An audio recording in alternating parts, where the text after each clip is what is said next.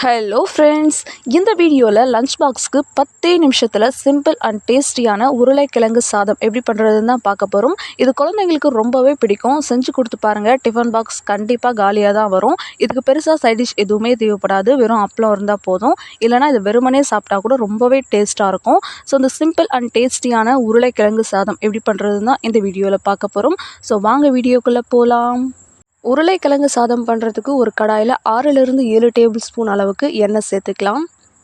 எண்ணெய் நல்லா சூடானதும் இதில் கடுகு உளுந்து ஆட் பண்ணிக்கலாம். நீங்கள் கூடவே கடலைப்பருப்பு கூட ஆட் பண்ணிக்கலாம். கடுகு பொரிஞ்சதும் இதில் கொஞ்சமாக சீரகம் ஆட் பண்ணிக்கலாம்.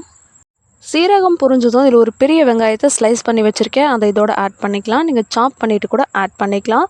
இப்போ இதை ஒரு நிமிஷம் போல் வதக்கி விடலாம். இந்த வெங்காயம் 1 நிமிஷம் போல் வதங்கினதும் இதில் ஒரு கொத்து கருவேப்பிலை ஆட் பண்ணிக்கலாம். கூடவே தட்டி வச்ச ஒரு 5-6 பல் பூண்டு ஆட் பண்ணிக்கலாம். ஒரு துண்டு இஞ்சியை நல்லா தோல் நீக்கிட்டு தட்டி வச்சுருக்கேன், அதையும் இதோட ஆட் பண்ணிக்கலாம். இது கூட 2 பச்சை மிளகாவை கட் பண்ணிவிட்டு ஆட் பண்ணிக்கலாம். இது எல்லாத்தையும் ஆட் பண்ணிவிட்டு ஒரு நிமிஷம் போல் இதை மறுபடியும் வதக்கி விட்டுக்கலாம். இது 1 நிமிஷம் போல் நல்லா வதங்கினதும் இதில் 2 மீடியம் சைஸ் உருளைக்கிழங்கு அதோடைய ஸ்கின்னை ரிமூவ் பண்ணிவிட்டு குட்டி குட்டி பீஸாக கட் பண்ணி வச்சுருக்கேன், அதை இதோட ஆட் பண்ணிக்கலாம். இதை ஆட் பண்ணிவிட்டு இதை ஒரு டைம் நல்லா கலந்து விட்டுக்கலாம். இந்த உருளைக்கிழங்கு இந்த ஆனியன் எல்லாமே சேர்த்து ஒரு நிமிஷம் போல் நல்லா கலந்து விட்டுக்கலாம். இது 1 நிமிஷம் கலந்து விட்டதுக்கப்புறமா இதில் தேவையான அளவு உப்பு சேர்த்துக்கலாம். நான் ஒரு 1/2 டேபிள் ஸ்பூனுக்கும் கம்மியாக உப்பு சேர்த்துருக்கேன். உங்களுடைய டேஸ்ட்டுக்கு ஏற்ற மாதிரி அட்ஜஸ்ட் பண்ணி ஆட் பண்ணிக்கோங்க. உப்பு ஆட் பண்ணிவிட்டு இதை மறுபடியும் நம்ம கலந்து விட்டுக்கணும். ஒரு நிமிஷம் போல் மறுபடியும் நல்லா கலந்து விட்டுக்கலாம். இதை நல்லா கலந்து விட்டு ஒரு 3 to 4 மினிட்ஸ் அப்படியே விட்டிங்க அப்படின்னா இது நல்லா குக்காகி வந்துடும். ஒரு 4 மினிட்ஸ் நல்லா குக் ஆனதுக்கப்புறமா பாருங்கள், கலர் சேஞ்ச் ஆகி வந்திருக்கு. இந்த ஸ்டேஜில் நம்ம ஒரு 1/2 டேபிள் ஸ்பூனுக்கும் கம்மியாக மஞ்சள் தூள் ஆட் பண்ணிக்கலாம். இது கூடவே ஒரு 1/2 table spoon garam masala add பண்ணிக்கலாம்.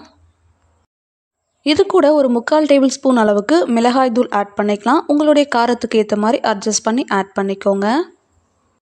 மசாலா ஆட் பண்ணிவிட்டு இதை மறுபடியும் ஒரு டைம் நல்லா கலந்து விட்டுக்கலாம். கலந்து விட்டு ஒரு நிமிஷம் போல் குக் பண்ணோம் அப்படின்னா இந்த மசாலாவோட பச்சை வாசம் போயிடும். ஸோ இதை கலந்து விட்டு ஒரு நிமிஷம் போல் இதை குக் பண்ணிக்கலாம்.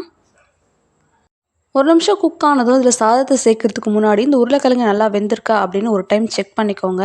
இது நல்லா வெந்திருக்கு. ஸோ இப்போ இதில் நம்ம சாதம் சேர்த்துக்க போகிறோம். அதுக்கு நான் ஒரு பவுல் அளவுக்கு வடித்த சாதம் எடுத்து வச்சுருக்கேன். நீங்கள் உங்களுடைய தேவைக்கு ஏற்ற மாதிரி ஆட் பண்ணிக்கோங்க. இது நார்மலாக யூஸ் பண்ணக்கூடிய சாதம் தான். நீங்கள் பாஸ்மதி ரைஸ்லேயும் பண்ணலாம். இப்போ இந்த ரைஸ் ஆட் பண்ணிவிட்டு இதை நம்ம நல்லா கலந்து விட்டுக்கலாம்.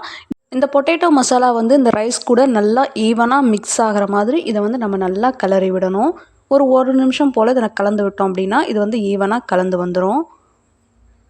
இந்த ரைஸ் ஈவனாக மிக்ஸ் ஆனதுக்கப்புறமா கடைசியாக அதில் பொடியாக கட் பண்ண கொத்தமல்லி ஆட் பண்ணிவிட்டு மறுபடியும் இதை நல்லா கலந்து விட்டுக்கலாம்.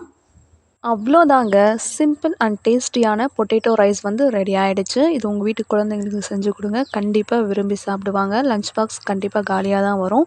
செஞ்சு பார்த்துட்டு ஃபீட்பேக் சொல்லுங்கள். வேறு ஒரு வீடியோவில் பார்க்கலாம். பாய்.